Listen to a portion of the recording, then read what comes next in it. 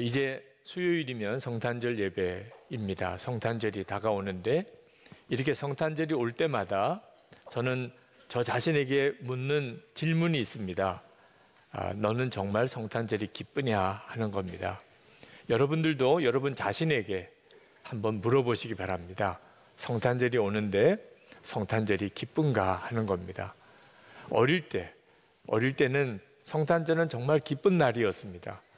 무슨 까닭인지도 잘 알지 못했지만 마음 속에서부터 어떤 설렘이 있었습니다. 제 어릴 때는 1년 중에 가장 기쁜 날이 성탄절이기도 했었습니다. 그런데 이제는 점점점 성탄절의 기쁨을 느끼지 못하는 성도들이 상당히 많아졌습니다. 성탄절이 다가오긴 하지만 그렇다고 해서 특별히 기쁜 것이 없는 이유가 뭐죠? 성탄절에 내 마음에 기쁜지 아닌지는 주님과의 관계를 확인해 보는 매우 중요한 기준이 됩니다. 내가 예수님을 정말 인격적으로 만났고 그리고 주님과 동행한다면 성탄절은 대단히 기쁜 날입니다. 그러나 내가 주님을 인격적으로 알지 못하다면 성탄절은 그렇게 기쁜 날일 수가 없습니다. 여러분의 가족들이나 사랑하는 사람의 생일이 되면 본인도 그렇지만 그 가까이에 있는 사람들의 마음이 더 들뜹니다. 무슨 선물을 해주면 좋을까? 어떻게 하면 그를 기쁘게 해줄 수 있을까? 어떻게 하면 생일 파티를 멋있게 한번 해줄 수 있을까? 그런 생각을 하는 것 자체가 기쁨입니다. 그리고 그 생일 파티를 하면서 그 주인공이 기뻐하는 것을 보는 것이 우리의 기쁨이지요. 함께 사는 사람, 사랑하는 사람의 생일은 그렇습니다. 그런데 아무리 가족이라도 그분이 세상을 떠났거나 또는 너무 멀리 있어서 만나지 못한다면 그러면 오늘이 그 사람의 생일이지 그렇게 끝나게 됩니다. 아주 훌륭한 사람, 존경하는 사람이라도 나와 함께 살지 않는 사람의 생일은 그냥 기념일일 뿐입니다. 오늘이 그 사람의 생일이었어. 그렇게 끝나버리게 됩니다. 예수님의 성탄절인데 내 마음에 특별한 기쁨이 없다는 이야기는 그 성탄절은 2000년 전 예수님이 태어나신 날일 뿐입니다. 그리고 아기 예수가 주인공입니다.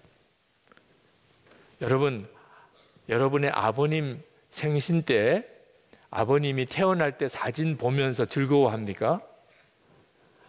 그분이 주인공이죠. 그분이 태어나신 날이지만 그날의 주인공은 아버님이시죠. 그래서 온 자녀들이 모여서 기뻐하는 거죠.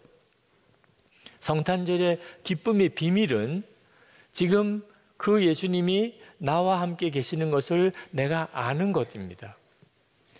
이번 성탄절에 여러분이 정말 성탄절의 기쁨을 회복하기를 원합니다. 그것은 예수님을 인격적으로 만나는 것입니다.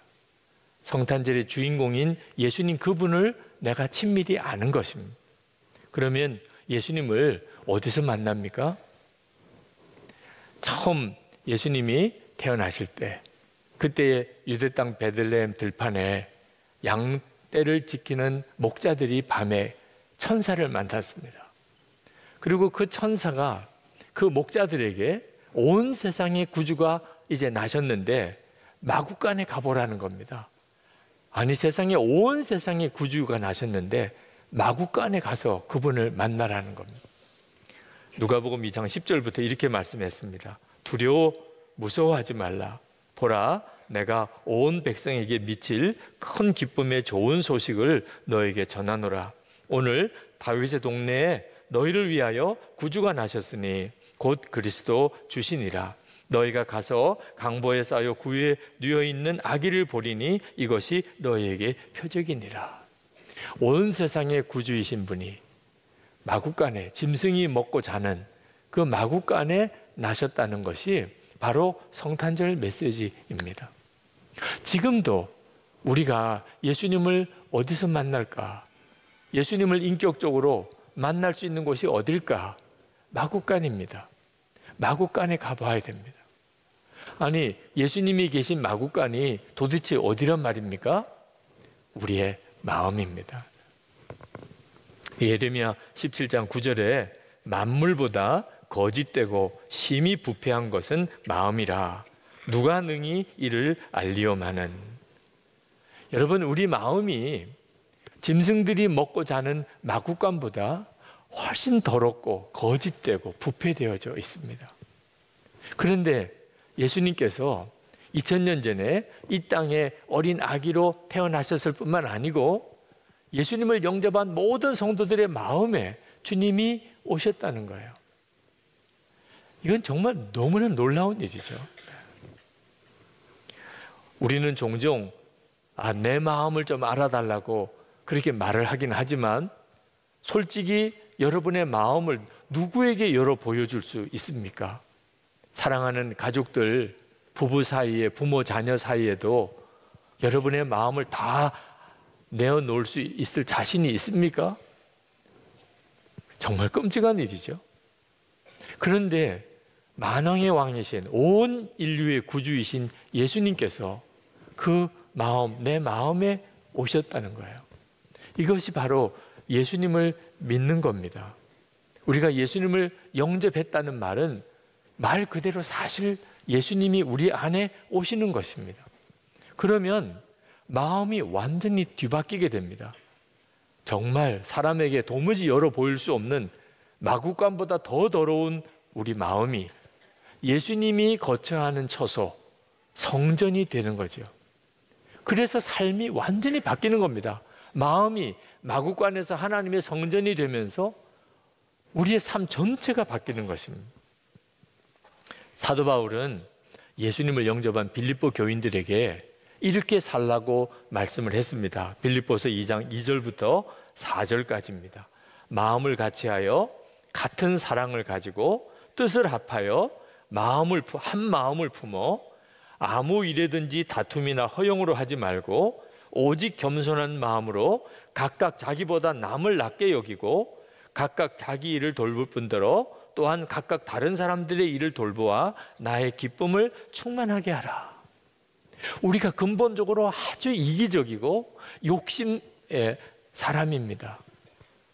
그런 우리가 어떻게 마음을 같이하여 한 마음이 되고 어떤 일이든지 다툼이나 허용으로 하지 않고 겸손한 마음으로 자기보다 남을 낮게 여기고 내 책임을 다할 뿐만 아니고 다른 사람의 일까지 돌볼 수 있습니까? 어떻게 이게 가능한 일입니까? 사도 바울이 그 답을 주고 있습니다. 바로 그 다음 5절에 너희 안에 이 마음을 품으라 곧 그리스도 예수의 마음이니. 예수님을 영접했기 때문에 우리 안에 예수님의 마음이 임하게 됩니다. 예수님의 마음을 품으면 그렇게 살게 됩니다. 사람이 완전히 달라지게 됩니다. 마음이 완전히 바뀌는 거죠. 예수님의 마음이 어떤 마음인지를 빌립보서 2장 6절에서 8절까지 이어서 말씀합니다. 그는 근본 하나님의 본체시나 하나님과 동등됨을 취할 것으로 여기지 아니하시고 오히려 자기를 비워 종의 형체를 가지사 사람들과 같이 되셨고 사람의 모양으로 나타나사 자기를 낮추시고 죽기까지 복종하셨으니 곧 십자가에 죽으심이라. 여기에 성경의 최초로 하나님이 사람이 되셨다는 성육신에 대한 언급이 나옵니다. 하나님이 사람이 되셨다는 이 크리스마스 메시지의 최초의 언급이 빌립보서에 나옵니다. 사도 바울이 처음 썼습니다. 우리는 신약 성경을 읽을 때 복음서부터 읽게 되니까 복음서가 먼저라고 하는 생각을 하는 분도 계시지만 실제로는 신약 성경에 제일 먼저 쓴 성경은 바울 서신들입니다. 누가가 빌립보서를 사도 바울이 불러주는 대로 받아 쓴 사람입니다. 빌립보서에 실제 쓴 사람은 누가예요.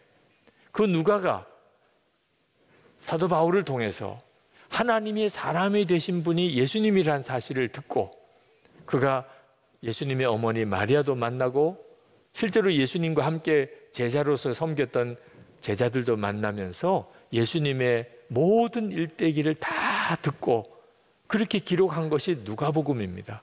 그 뒤에 누가복음이 나온 거예요.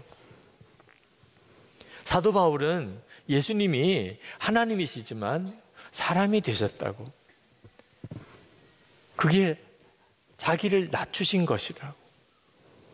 그리고 죽기까지 복종하여 십자가를 지신 것이라고.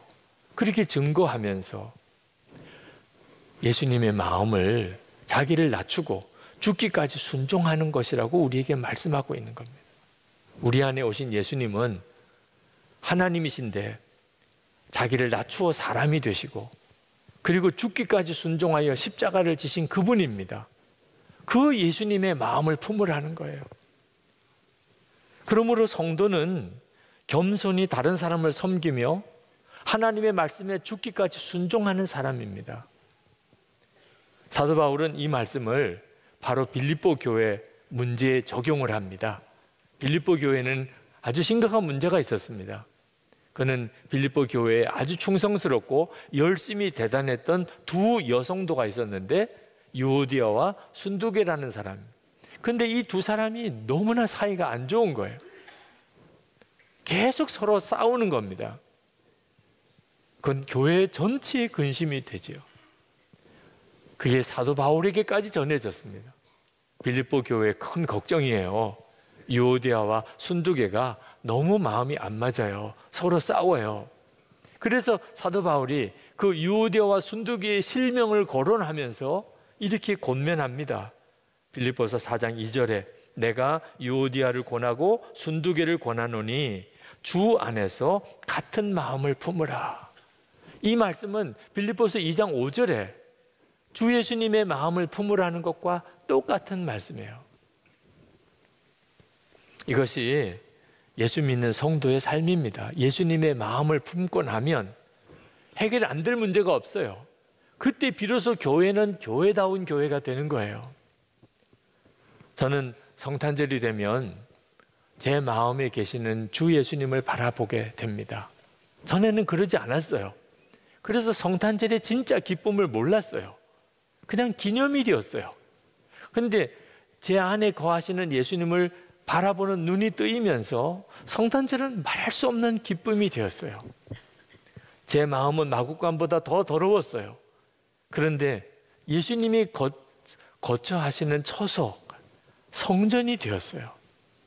저와 함께 예수님이 계신 것을 분명히 알게 되니까 성탄절은 정말 말할 수 없이 기쁜 날이 되었습니다. 여러분, 성탄절의 기쁨의 비밀은 여러분의 마음에 있습니다. 성탄절에 여러분의 마음을 살펴보셔야 돼요. 내 마음에 정말 주님이 거하시는 건가? 나는 예수님의 마음을 품고 살고 있는 건가? 예수님께서 태어난 지 8일 만에 요셉과 마리아가 그 어린 아기 예수를 데리고 예루살렘 성전에 올라갑니다.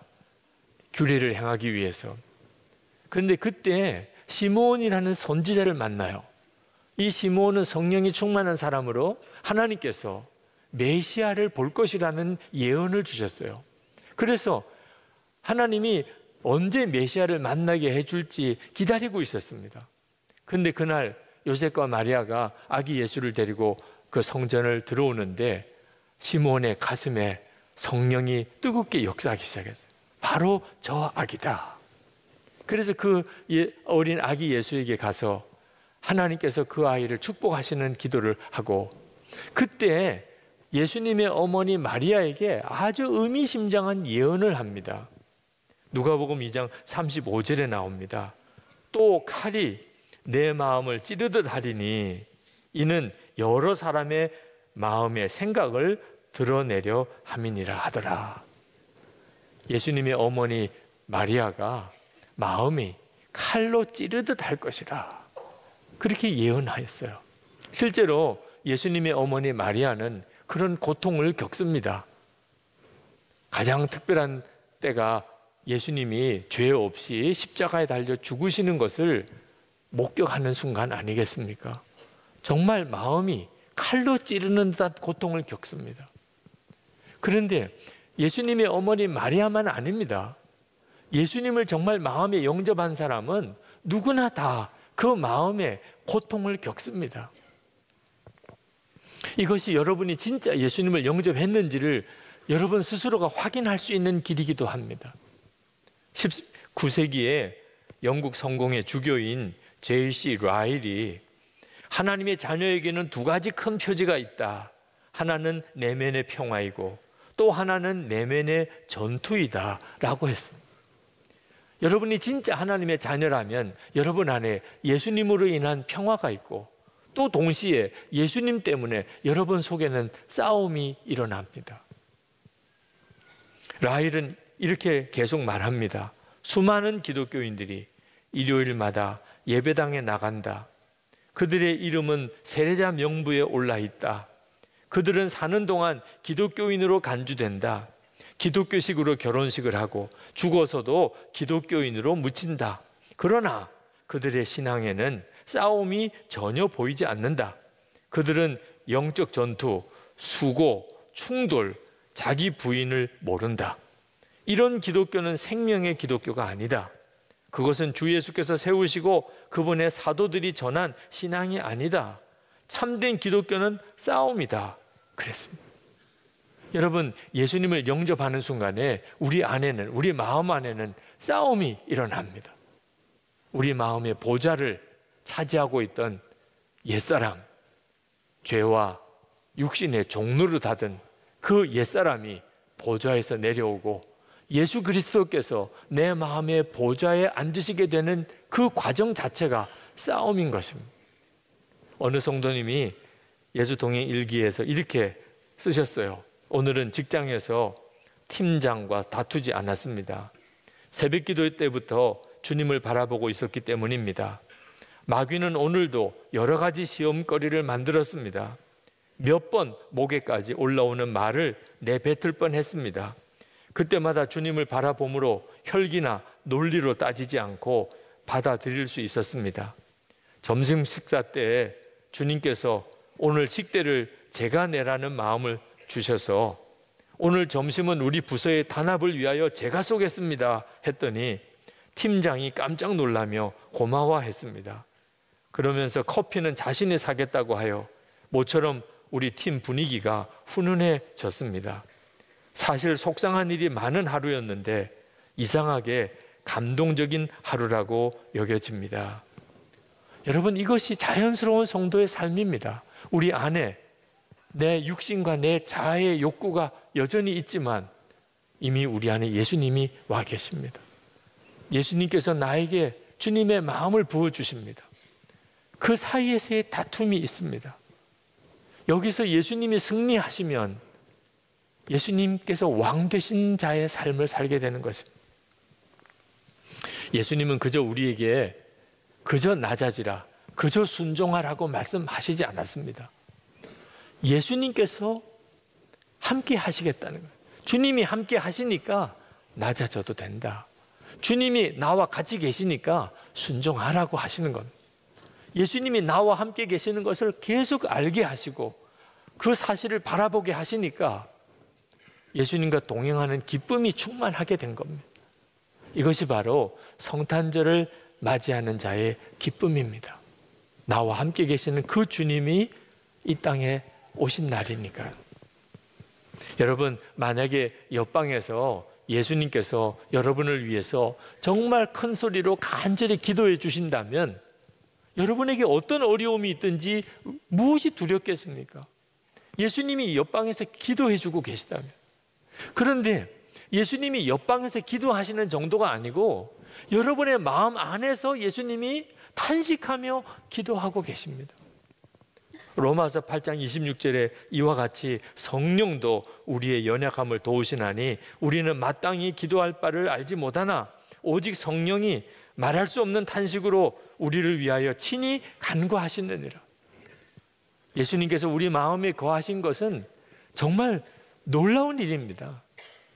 2000년 전 이 땅에 오신 것도 온 인류가 축하하고 기뻐할 일이지만 예수님께서 내 마음에 임하신 것은 나의 크리스마스, 내 인생 전체가 뒤바뀐 날입니다.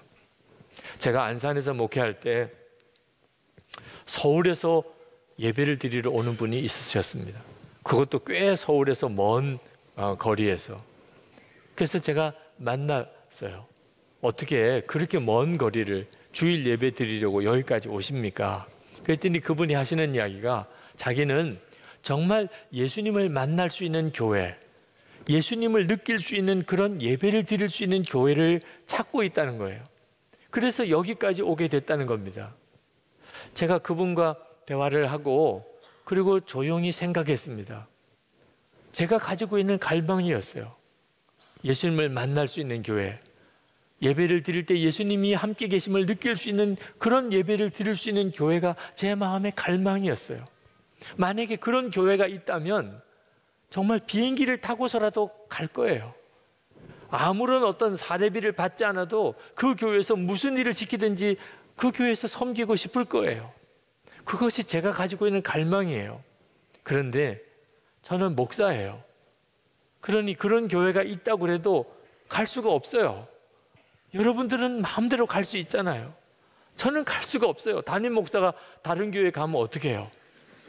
그러니 저는 제가 섬기는 교회를 정말 예수님을 만날 수 있는 그런 교회, 예배 드려도 예수님을 느낄 수 있는 그런 예배를 드리는 교회로 만드는 길밖에 없어요.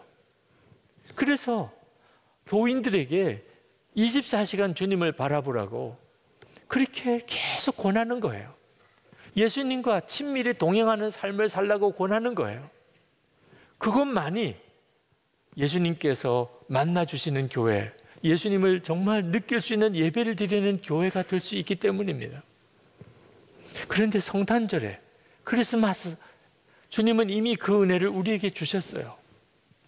세상의 권력자들, 독재자들 주변에는 그 권력자의 총애를 받기를 원하는 사람들이 몰려듭니다. 그래서 그 권력자로부터 어떤 힘을 얻고 또 총애를 받으려고 온갖 선물과 뇌물을 주는 거죠. 그게 이 세상의 정치 논리예요.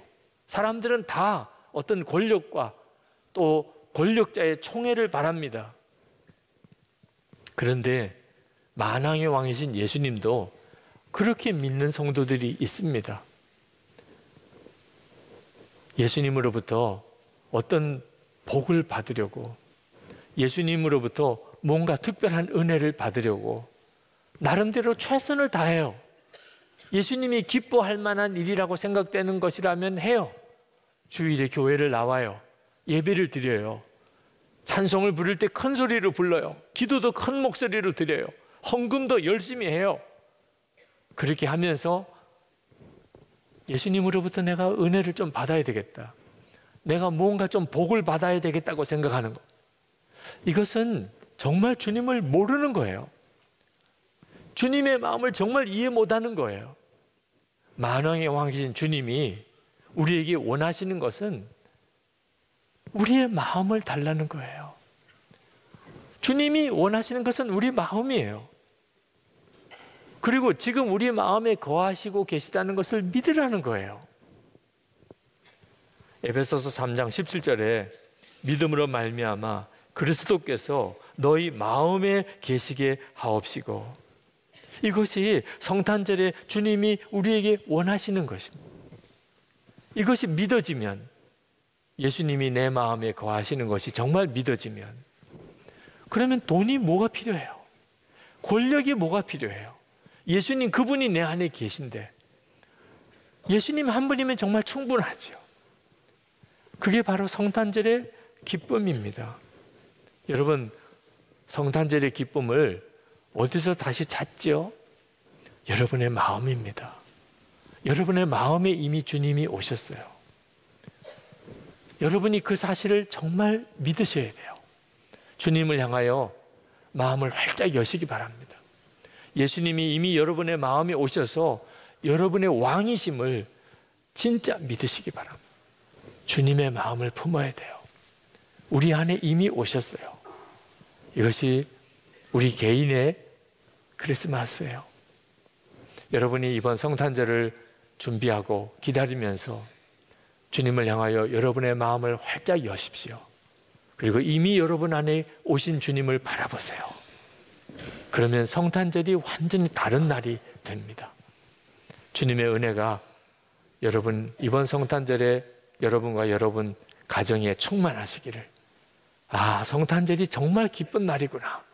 이런 고백이 나오게 되기를 축복합니다.